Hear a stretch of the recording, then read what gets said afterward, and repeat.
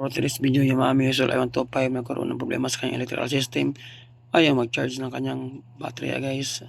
Tingnan naman, 12.5 lang kahit na maandar ang kanyang motor. So hindi na charge ang kanyang battery.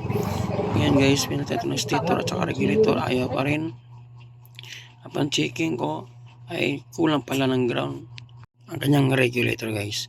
So kapag nilagay natin ang ground direkta sa kanyang battery, at ang tulo naman ito ay nasa regulator guys, nag-i-increase ang charging ng kanyang battery. Umabot siya ng 13.3 no. So yan po ay ground. Ibig sabihin guys, wala ang problema sa kanyang charging kung bakit ayaw mag-charge na kanyang battery. Kapag tinanggal natin ang kanyang negative na nakarekta sa kanyang battery, nawala ang charging. Pero kapag ginalik natin, is na-charge siya.